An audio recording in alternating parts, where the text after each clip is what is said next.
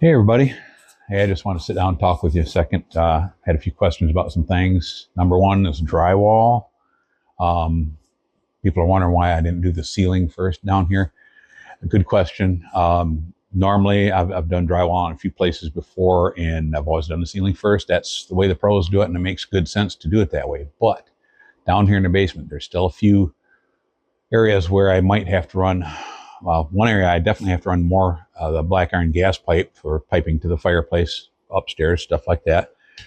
We've got a little bit more Romex to run through the floor trusses, a little bit of PEX tubing yet for plumbing. So I can't do the ceiling, but I can do some of the drywall on the walls. So what I'm going to do, I know I could just wait, but I don't want to. You get tired of doing just stuff that doesn't show, like electrical and plumbing and things like that.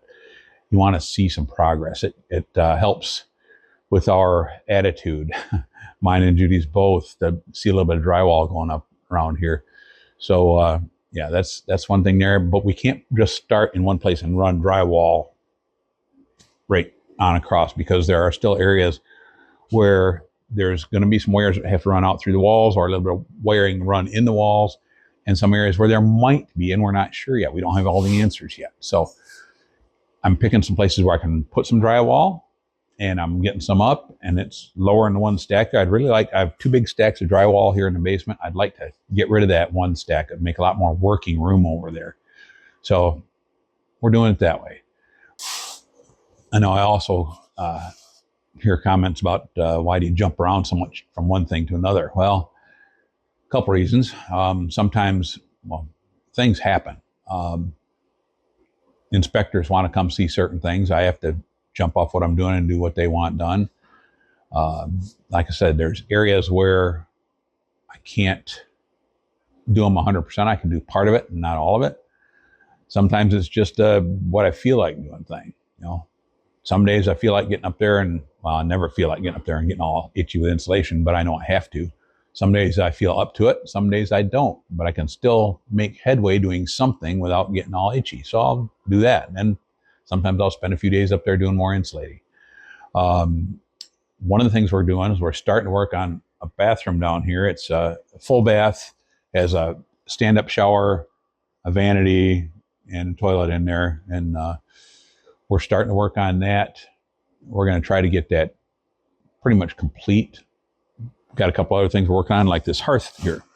We're going to put a log around the bottom of this hearth. We're going to cut slabs off a log. So you'll have slabs like this, and then I'll cut the sides in enough so that it ends up going just the right height from, get you pointed down here. Can you see what I got? Oh yeah, I guess you can see it beside me on one side. Okay, so what you can see here, it's going to come from the cement up to the top of the stones. So we'll get that around there, and we're not sure if we're going to use knotty pine or what we're going to use. I've got a lot of different types of logs out here, but it's not going to be just something plain and smooth like you'd put on the outside of a log cabin. It's going to be something gnarly, something with some character, because we're not worried about strength, just a cool look.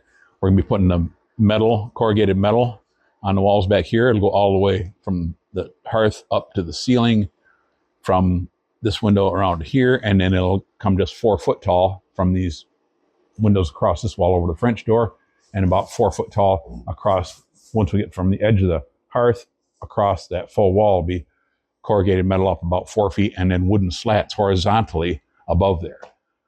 So that's some of the stuff we're doing. Some of that same look will be in that bathroom. Corrugated metal on the bottom with some horizontal wood slats above it. Different types of wood. We're going to probably use 3 to 4 different types of wood. So I'll have some color variation and some grain variation, and keep it interesting. So I will let you go so I can get back on working on the drywall. Just getting ready to put up a piece here on the north side of this bar closet here. And we'll have that for you soon here.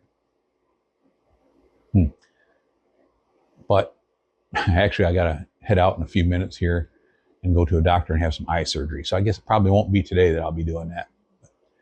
I'll see you guys real soon after the eye surgery. I'll probably be back working on stuff tomorrow. At least I think I'll be able to. So it's just cataract surgery. Shouldn't be too bad. I'm doing the right eye tomorrow or today, and 2 weeks from today they're doing the left eye.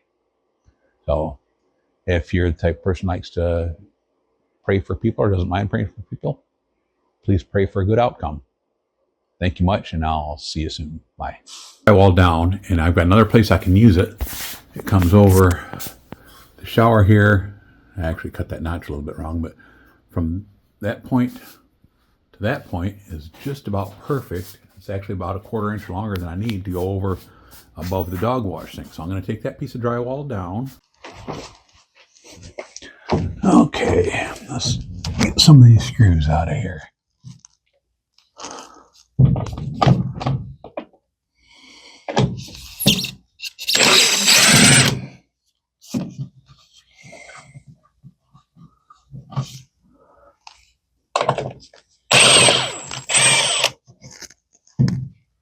Maybe I should put you guys on a time lapse, huh? So you don't fall asleep on me.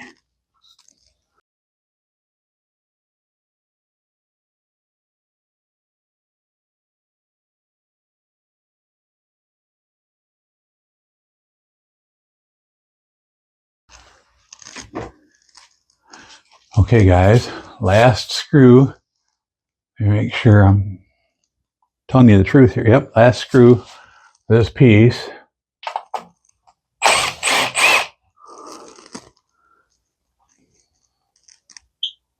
It's not glued up there or anything. It's just sitting here. So drum motor down for my impact driver.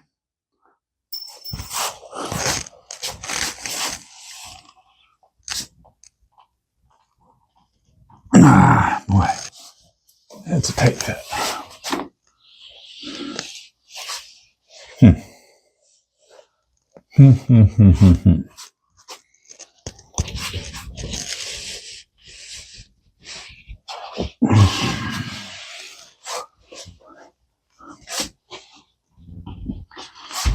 There we go. There we go.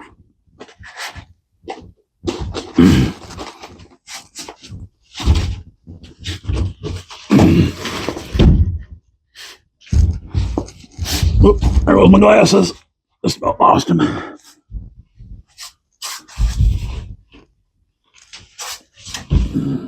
Oh, watch, I don't want knock that curtain rod down. Don't knock you guys down. Maybe I should have thought this through a little more. Okay. I can set this end down in this box for a second while I move you guys out of the way. So I'm about to knock you over. Huh. Yeah. Got the drywall sheet in one hand.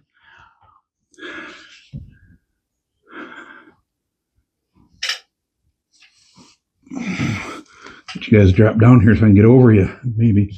Hopefully.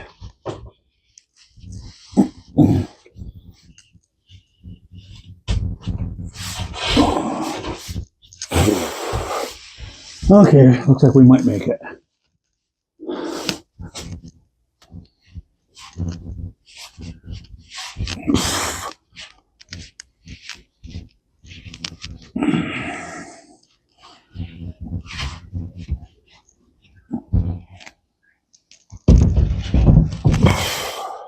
I think I'll spin this around to work on it. It's lucky I got the darn thing out here. Awkward.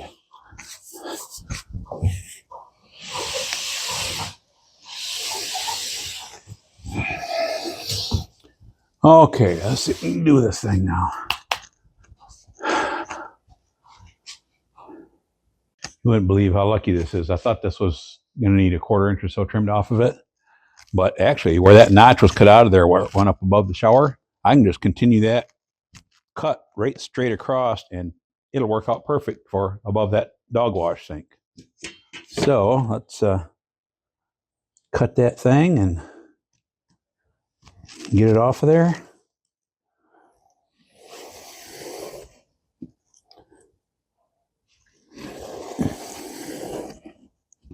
There.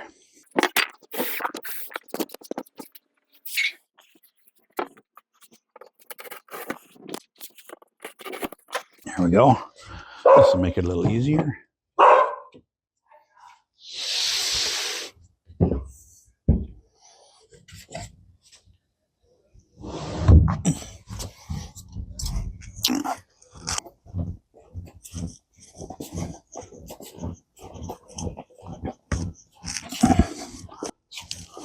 Okay. Let's spin this thing around. And then I got to fit it down in that crack behind the sink. So, let's see here.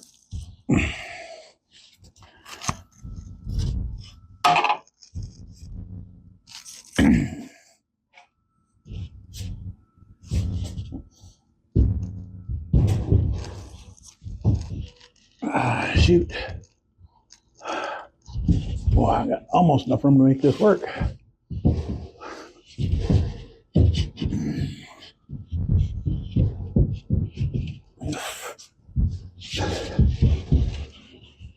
There we go.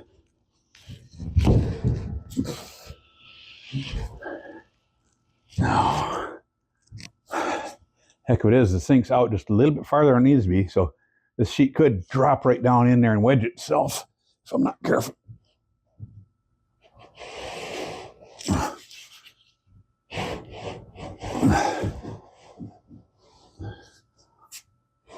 Oop.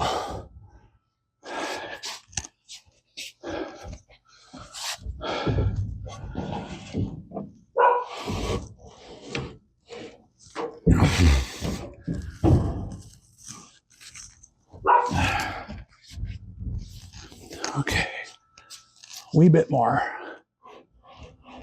Right there. Now, it does hang out here just a whisker, which is enough for this other sheet to cover it up. Actually, it's perfect down here. Right up there, it sticks out just a 16th or maybe an 1/8 inch too far for my corner bead. So what I'll do is, after I get this screwed up there, I'll just take a little razor knife and utility knife and trim that just a wee bit. Should have done it first, but when I checked the measurement down here, it fit good. So we ran with it. The holes are not going to line up, but mud will cover those up.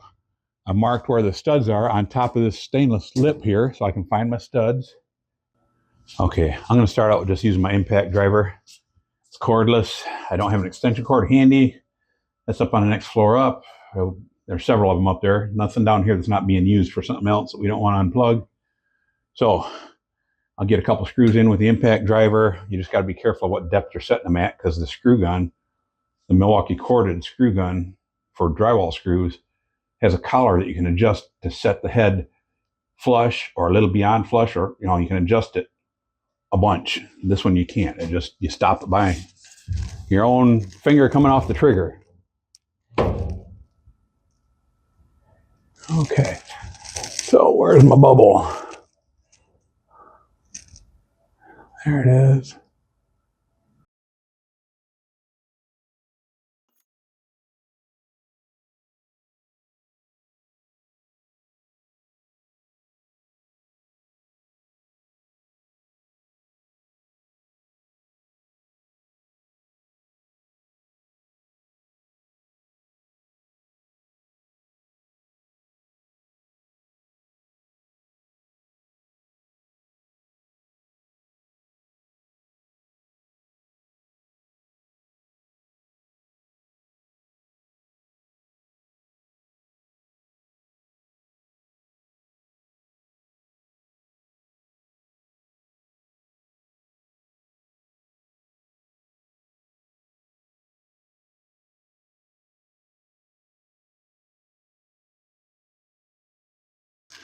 Okay, I have to get a ladder before I can do the rest of them, but this is the only working bathroom in the house, which is a whole lot better than renting a porta potty for while you're working on the house at $150 a month.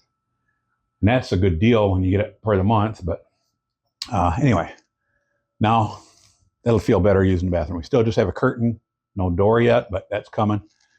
That'll help. I'll get the rest of the screws in there.